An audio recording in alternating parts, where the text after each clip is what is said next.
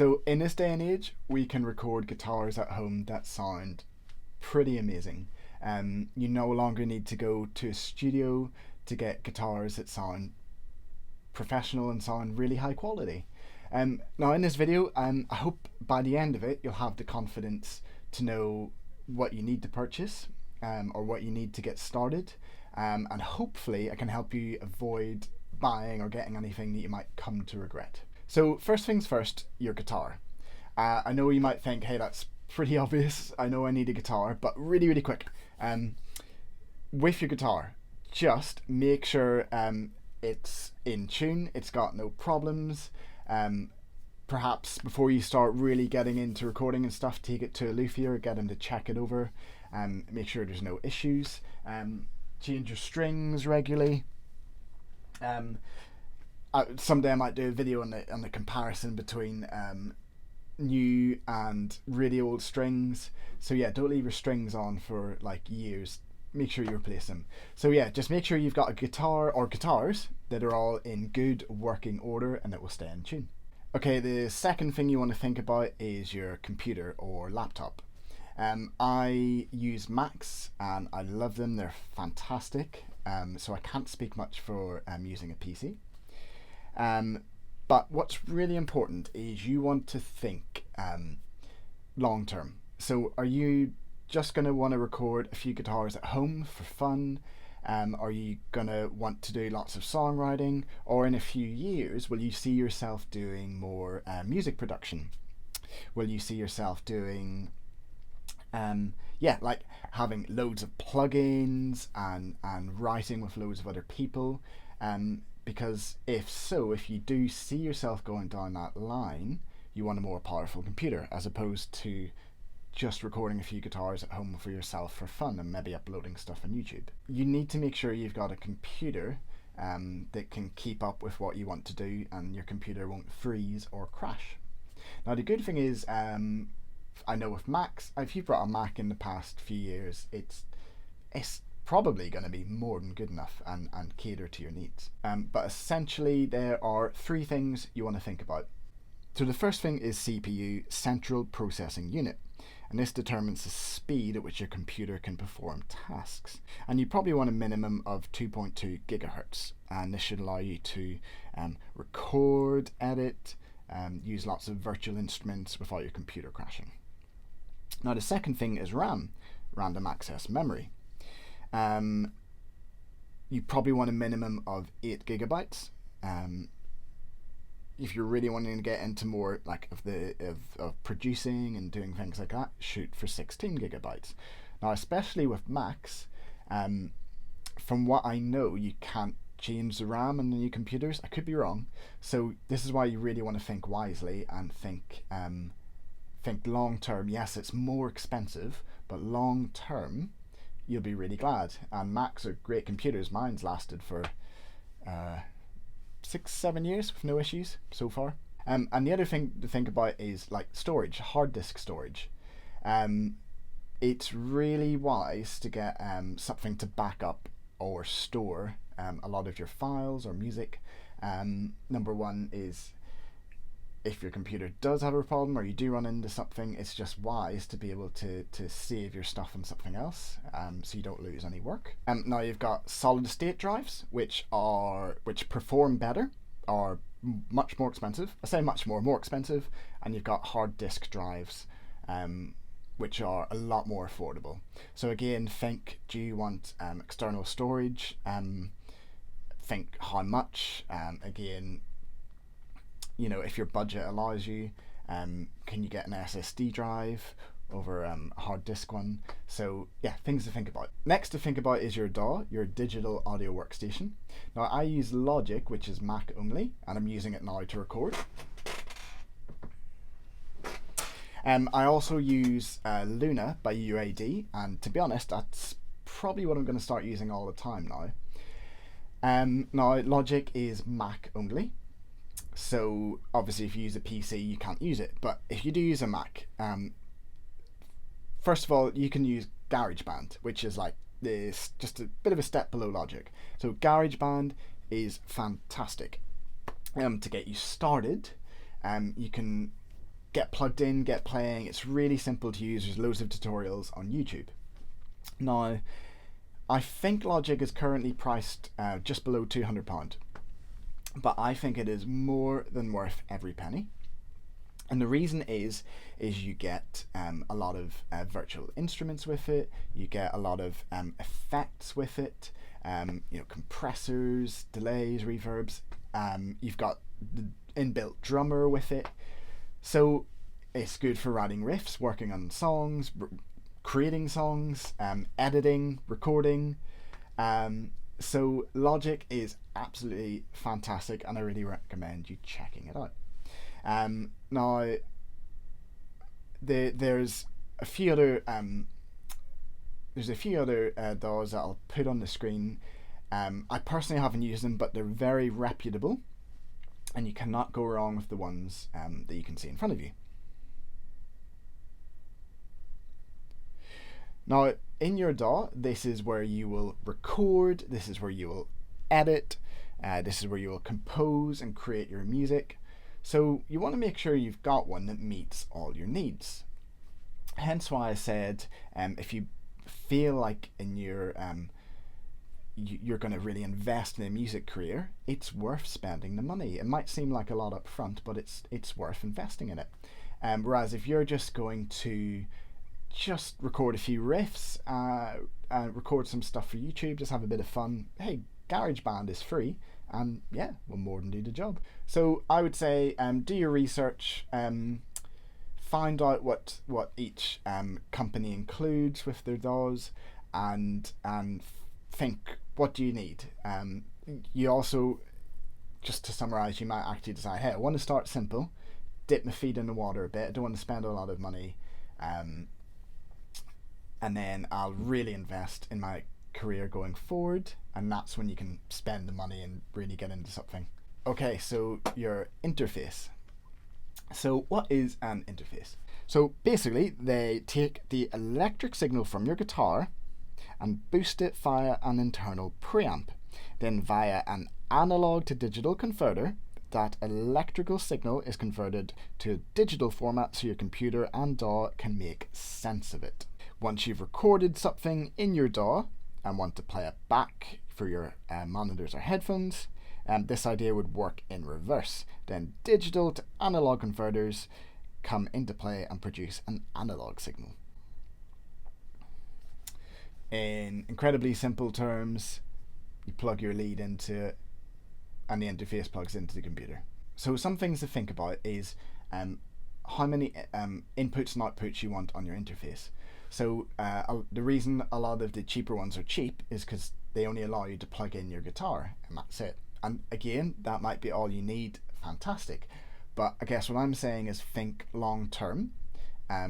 Look out, for example, second hand, so if money is an issue, but do you want something you can record, you have multiple inputs so you can record vocals and guitar at the same time?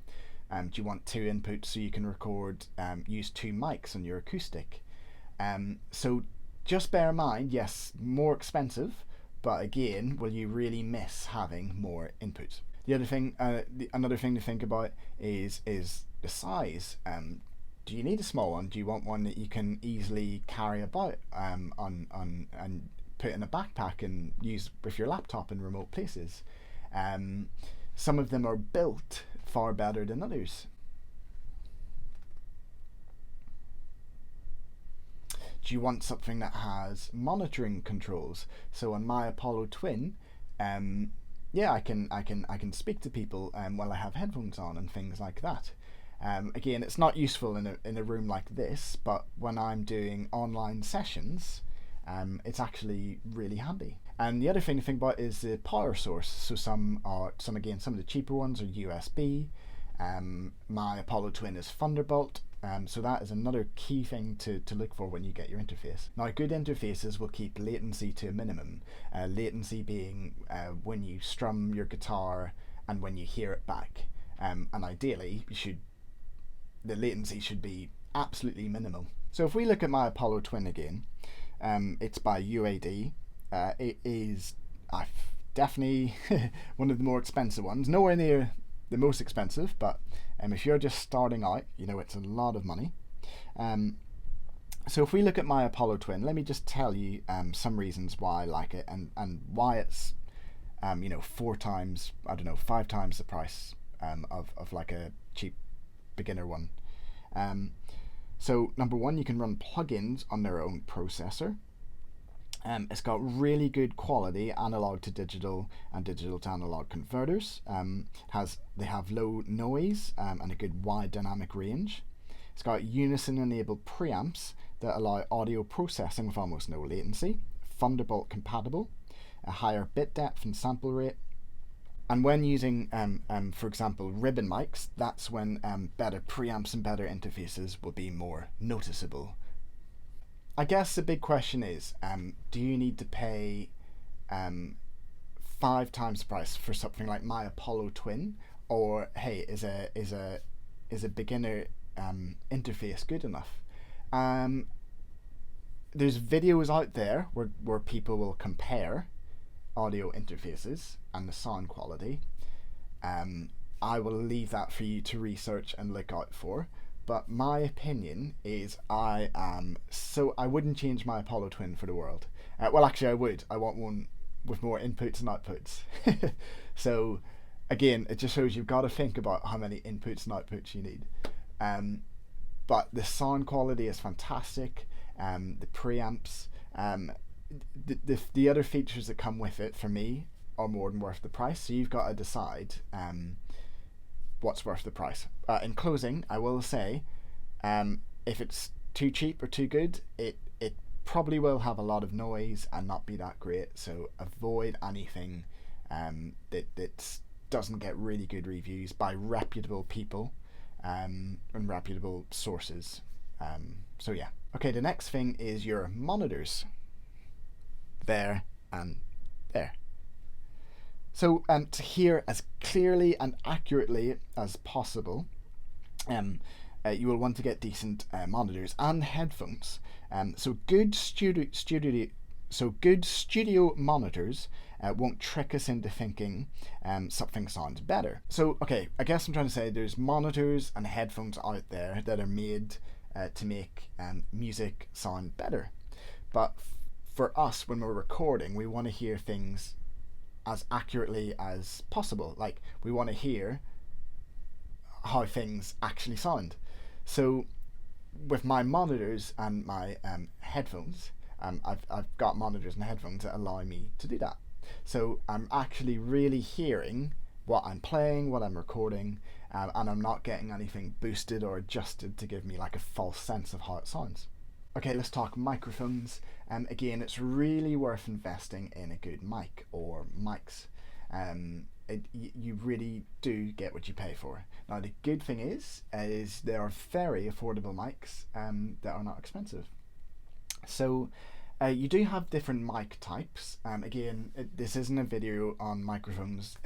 So again, do your research on the different mic types, what the different mics do. But in a nutshell, for recording acoustic, I always use either a large condenser. This is a Neumann U47. It's probably about $3,000. But I do have a lovely small diaphragm condenser, LCT 140 by Lewitt. I think this is only about 110. So okay, 110 quid. Yes, it's a substantial amount of money. But you will get fantastic guitar sounds with this mic.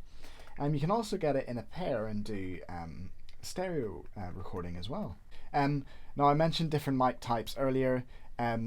So you've got ribbon mics and dynamic mics. Dynamic mics are great for live situations, really robust. Ribbon mics can be fantastic on acoustic, but it's really safe to start with, I think, condenser mics. Another really important thing to think is if you can only afford one mic, probably a large condenser that you can record vocals and acoustic guitar is really good. If you're looking to also record guitar amps, you might find you'll want to buy 2 separate mics. What I love about small condenser mics, they're really good at capturing exactly the feel of your guitar. at capturing that detail. Large condenser mics, they just add this warmth, presence, and Neumann. I like how Neumann described it. They were like with their large condenser mics, they just make your guitar feel like it's ready for a record. So yeah, again, do a little bit of research, see what you need, but really take the time to buy the right mic. Think if you're going to use it for vocals and guitar. Some great mics to check out include the Lewitt 140, which I showed you. You got the SM57, SM81, Aston Original, the Rode NT1. So if you're looking for some mics just to get you started, check out those ones. So yeah, I hope that was a little bit helpful, a little bit on microphones. All right, we're almost there, but we're still a massively important thing to talk about. So, amp modelers. This is a Kemper. So how are you going to record your electrics? Now, you can obviously mic up an amp, but things like the Kemper amp modelers have become so popular now. And hey, it seems like we're matching actually. It's like, yeah, anyway. My hoodie and my Kemper look like they go together. But look, this is just fantastic. It really is. I could never have imagined this kind of growing up. So what are amp modelers? So modeling amps are essentially digital amps that often use analog circuits mixed with a digital circuit to provide you with an amp that can imitate and emulate other famous amp types. So in real simple terms, amp modelers basically replicate the sounds of any amp you could dream of. So what I love about the Kemper, I buy profiles off a guy called Brit. He's in America. He used to be in a famous band, and I'm going absolutely blank, Lone Star. And he's a session guitarist, so he knows what he's doing, and he records what we call profiles. And again, keeping things really simple, he records these amps beautifully, really well done. He then sells profiles of these famous amps, which I then purchase and I use.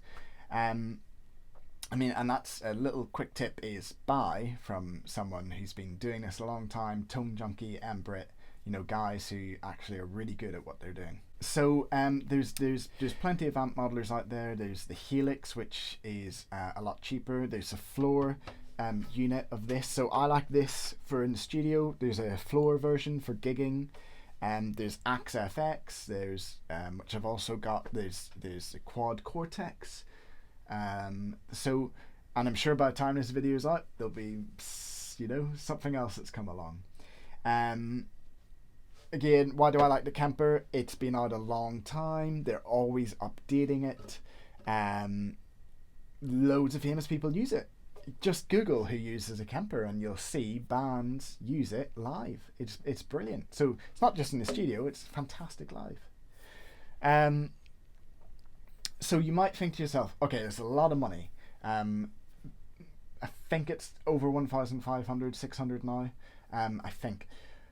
But long term, I mean, if you got this for the rest of your life, if it doesn't break or get damaged, mine hasn't yet. I've had it for about 6 years, no problems with it. But I mean, yeah, you have to spend a bit of money buying profiles, but it is totally worth it, in my opinion. Now, and just in closing, because I'm probably rattling on, do real amps sound better? You will have a lot of people that will still say yes, and the Kempers or amp modelers are very, very close, but not quite there yet, with little nuances like when the volume is rolled back or when you pluck the strings, little things like that. I personally, when I record these, I don't think you can tell a difference. If you get good profiles, you set up your Kemper right, or you set up your amp modeler right. If you've got a good sound, you've dialed it in right, you know what you're doing. It's also a lot easier, especially depending on where you live and your experience with amps and stuff. It's just super quick and a lot easier to do. So often you can spend more time on the part. And another thing, they have all the effects built in and they keep updating it. Again, I don't know too much about the other brands, but I do know a lot of them again come with all the delays, reverbs, choruses. So I've actually sold some of my pedals because I exclusively use this for certain effects. So to summarize on amp modelers, there's plenty out there. Again, check out Line 6 for some of the cheaper stuff. I wouldn't say as good as the Kemper, but again, really, really good. Okay, and in closing, the other things you might want to think about is obviously mic stands, capos, good quality leads. Nope. You want, yeah, good quality leads. So leads that aren't going to break. So yes, you can get really cheap leads on Amazon, but honestly, they'll probably break in a few months. So again, yes, you might buy a lead double the price, but it's going to last you. And I think I've covered all the essentials. That'll give you lots to think about. This is super fun. You're going to go on an incredible journey if you're just starting out, or if you're just watching this to get a few tips or points or reminders. Hey, it's super exciting. Make some music, and I'll see you down the road.